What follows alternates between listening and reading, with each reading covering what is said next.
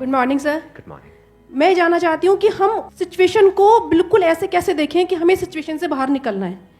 कि मान लो हमारे पास बार बार कोई प्रॉब्लम आ रही है, हम उसे फेस कर रहे हैं, फिर जो आसपास के हमारे सराउंडिंग्स के लोग हैं वो भी टाउंटिंग कर रहे हैं हम पर, नहीं तुमने पहले भी ऐसे किया था, अब फिर तुम फेल हो जाओगे इसमें, तो वहां जाकर के हम स्टक हो जाते हैं और फिर हमारा कॉन्फिडेंस लूज हो जाता है। हम एग्जैक्टली कहाँ स्टक हो जाते हैं, जिसको आप जो वर्ड यूज कर रहे हो स्टक हो जाते हैं, मतलब आप कह रहे हो कि हम अपनी थिंकिंग में स्टक हो जाते हैं। थिंकिंग में स्टक हो जाते हैं, राइट? कि हम ओवर थिंकिंग में चले जाते हैं। ओवर थिंकिंग कि हम बैठे बैठे बस सोचते रहते हैं कि ऐसा क्यों हुआ, क्या हुआ, ऐसा नहीं होना चाहिए, कि हमारे में कुछ कमी ऐसा हो गया तो क्या होगा, वैसा हो गया तो क्या होगा, मैं दोबारा भी ट्राई किया नहीं हुआ तो क्या होगा। हम जानते हैं कि पहले भी ऐसा हुआ था, फिर हमने उसे ओवरकम कर लिया, लेकिन बार बार वही चीज आते आते फिर वही ब्रेन का जो कंफर्ट जोन है हम फिर वहीं स्टक होने लगते हैं। और जिस कंफर्ट जोन की आप बात कर रहे हो वो एक्चुअल में ओवर थिंकिंग वाला जोन है। ओवर थिंकिंग वाला जोन है, मतलब बैठे बैठे बस सोचते रहते हैं जैसी हमारी कंडीशनिंग हुई कर है, कुछ नहीं पाते हैं। करते भी हैं तो थोड़ा सा करना शुरू करते हैं, उसके बाद वापस से वो थॉट्स हमारे ऊपर हावी हो जाते हैं। राइट? यही आप कह रहे हैं। राइट सर, प्रॉब्लम जो है इतनी ज़्यादा, क्योंकि एक्चुअली क्या लाइफ में अगर कुछ अच्छा होता है तो शायद हम प्रॉब्लम से इजीली निकल जाते हैं, बट बैक टू बैक जब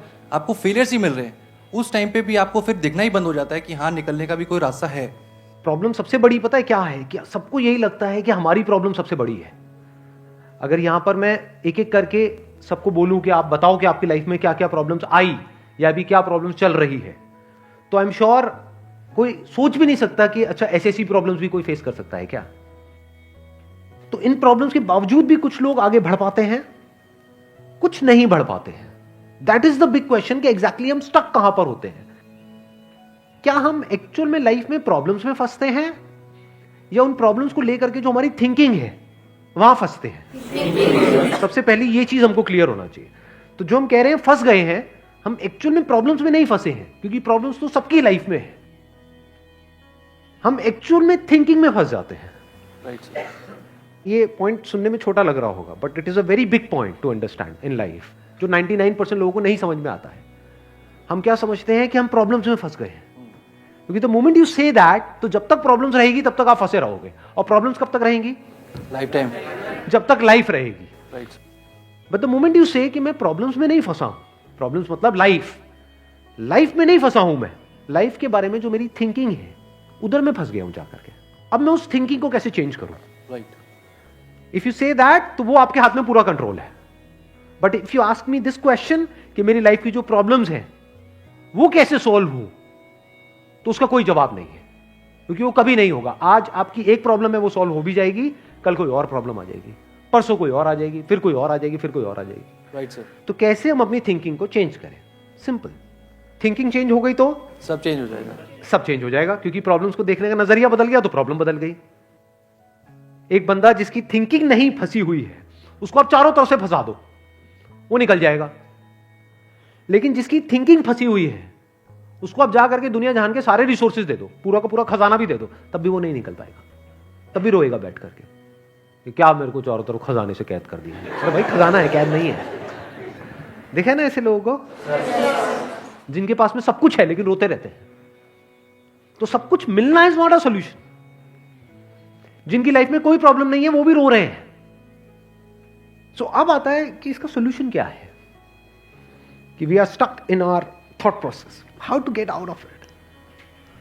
तो सबसे पहली चीज ये समझनी है, ज्यादा सोचने से कुछ नहीं होता है, सही सोचने से होता है। अभी सही सोचना क्या है?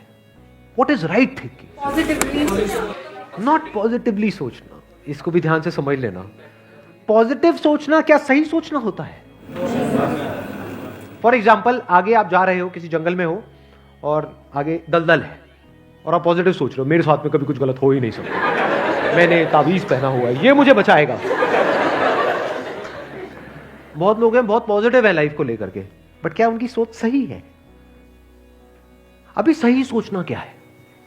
सर, मेरे हिसाब से मतलब इंटेलिजेंसी से सोचना, कि मतलब कुछ ऐसा सोचे कि आगे जाके हमें कोई हानि ना हो, कि एक इंटेलिजेंट माइंड से सोचे। अभी इंटेलिजेंट क्या है और फूलिश क्या है? एक है फूलिश तरीका सोचने का, बेवकूफों की तरह सोचना, एक है इंटेलिजेंस के साथ में सोचना। What is intelligence?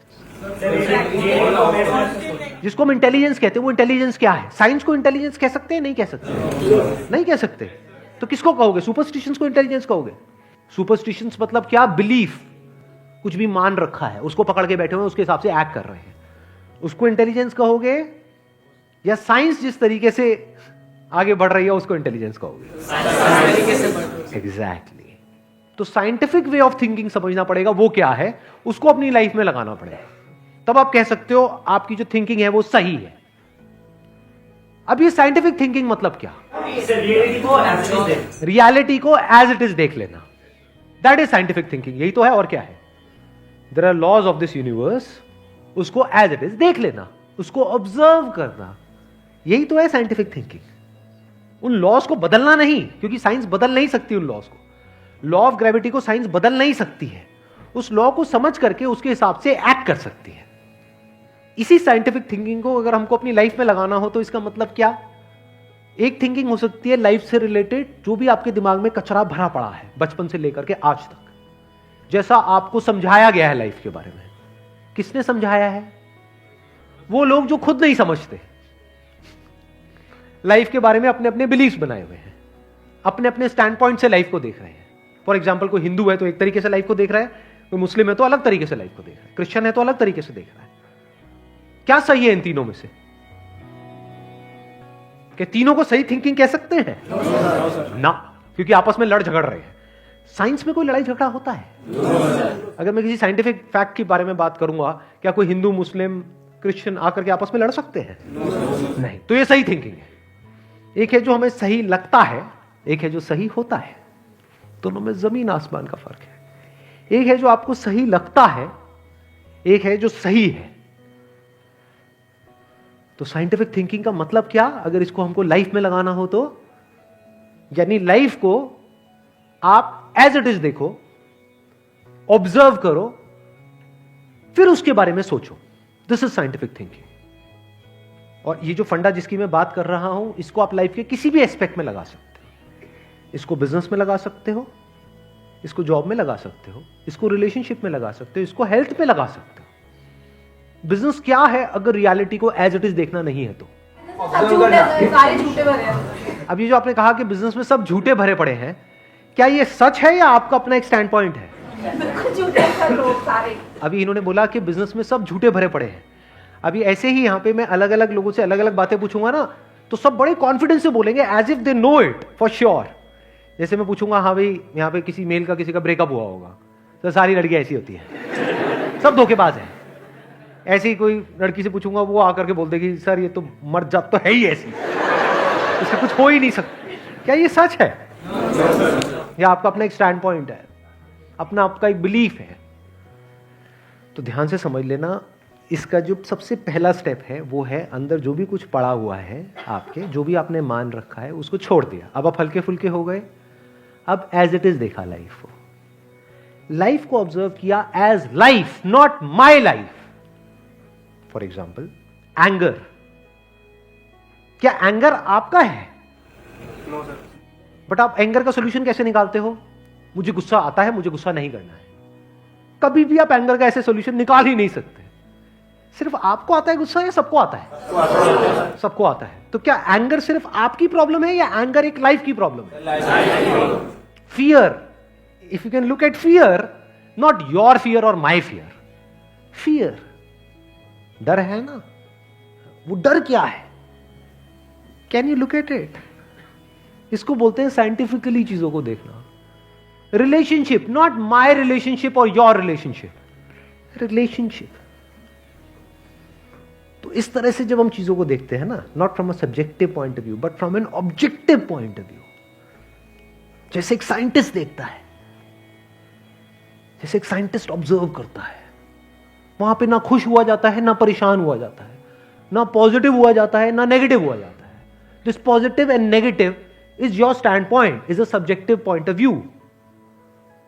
In objective reality, उसमें खुश क्या होना है और दुखी क्या होना है, वहां पर सब कुछ क्लियरली नजर आ रहा होता है। वहां पे कभी भी हमारी थॉट प्रोसेस स्टक नहीं होती है, हम फंस ही नहीं सकते। बिलीफ्स में आप गारंटेड फंसोगे। शॉर्ट टर्म में वो अच्छे लग रहे होते हैं क्योंकि वहां पे कंफर्ट मिलता है। जो भी हमने मान रखा है, अगर उसको पकड़ करके हम बैठे रहें और उसमें गोल गोल घूमते रहें तो बड़ा कंफर्ट मिलता है, लेकिन आगे जाकर के वो हमको फंसा देता है, एंटैंगल्ड कर देता है। बट जो रियलिटी है वो धीरे धीरे आपको आजाद करती रहती है, जितना आप रियलिटी को समझ जाते हो उस लेवल तक। यानी कि अगर इसको मैं पूरा समअप करूं जो भी मैंने अब तक कहा है उसको, ये सेशन शुरू कहां से हुआ था? फेलियर से हुआ था कि एक के बाद एक हमने लाइफ में बहुत सारे फेलियर्स फेस करे हैं। तो अब अपने फेलियर्स को ऑब्जर्व मत करो, अपने को बीच में से हटा दो, ऑब्जर्व करो ये जो फेलियर्स हैं ये क्या है। तो you will start seeing the nature of those failures, you will start seeing the causes of those failures. For example मेरी लाइफ है, अगर मेरे को उसको ऑब्जर्व करना है, दो तरीके हो सकते हैं। एक ये, अब मैं अपनी लाइफ में थोड़ा सा जा रहा हूं जिससे कि आप उसको रिलेट कर सको। मैंने पास्ट में कुछ गलतियां करी, बहुत बड़ी बड़ी गलतियां करी, मेजर लॉसेस हुए। तो एक एंगल तो ये हो सकता है मैं ऐसा कैसे कर सकता हूं। दूसरा ये है कि मैं ऑब्जर्व करूं कि एग्जैक्टली वो गलती क्या थी और उसका कॉज क्या था।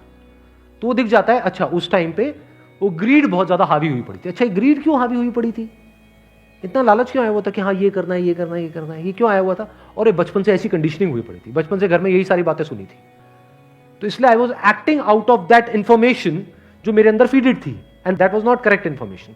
वो सारी इंफॉर्मेशन गलत थी, जिसकी वजह से मैंने जल्दी से एक्ट किया, बिना सोचे समझे, बिना सही थिंकिंग के एक्ट कर दिया, उस वजह से जाकर के फंस गया। तो मुझे उस बंदे ने नहीं फंसाया, मैं खुद फंसा अपने लालच की वजह से। तो अब ये क्लियर हो रहा है हम कैसे देखते हैं। तो वंस वी सी दैट, तो अब मैं उससे पूरी तरह से फ्री हो गया, because I understood something which is very basic in life, जिसकी वजह से पूरी की पूरी लाइफ एक अलग ट्रैक पे निकल गई। क्या समझ आया? कि कभी भी ग्रीड से एक्ट नहीं करना है। अब इसको हम समझते हैं, कैसे समझते हैं? मॉरल साइंस की बुक से। वो सब बकवास है, ये लालच नहीं होना चाहिए, सबके अंदर लालच भरा पड़ा है। बट लालच हमको कैसे फंसाता है, इसको ऑब्जर्व किया अपनी गलतियों के बेस पर, और फिर समझ आया अच्छा ये होता है। लालच से ग्रोथ नहीं होती है। लालच से आप पैसा कमा सकते हो, बट उसको आप ग्रोथ नहीं कह सकते, क्योंकि आप डिग्रेड हो रहे हो, तो आप एक्चुअल में ग्रो नहीं कर रहे हो। एक्चुअल ग्रोथ में उसको कह सकता हूं जो होलिस्टिक ग्रोथ हो, उसको ग्रोथ बोल सकते हैं। आपने पैसा तो कमा लिया, लेकिन डर में जी रहे हो कि मैंने इतने घपले कर दिए हैं, अगर किसी ने पकड़ा गया तो पता नहीं क्या हो जाएगा, क्या फायदा ऐसी लाइफ का। उसको आप ग्रोथ कहोगे? Can you call it growth? ना। तो लालच से ग्रोथ नहीं होती। तो ये चीजें समझना बारीकी से, स्टेप बाय स्टेप, तो आप गलतियों का पूरा नेचर समझ सकते हो। The nature of mistakes, the kinds of mistakes, the types of mistakes, और उनके कॉजेस क्या होते हैं। और जैसे ही हमको ये सब समझ आ जाता है और साफ दिखने लग जाता है, तो वो गलतियां होनी हमसे बंद हो जाती हैं। और जितनी भी गलतियां हो सकती हैं, उन सबके अगर नेचर समझ आ जाते हैं, तो गलतियां होने की पॉसिबिलिटी फ्यूचर में ऑलमोस्ट खत्म हो जाती है। प्लस जब समझ आ गई है उसकी रियलिटी, तो वहां पे ओवर थिंकिंग के लिए जगह नहीं होती है, अपन थिंकिंग में स्टक नहीं होते हैं। Wish you all the very best. Thank you so much for coming.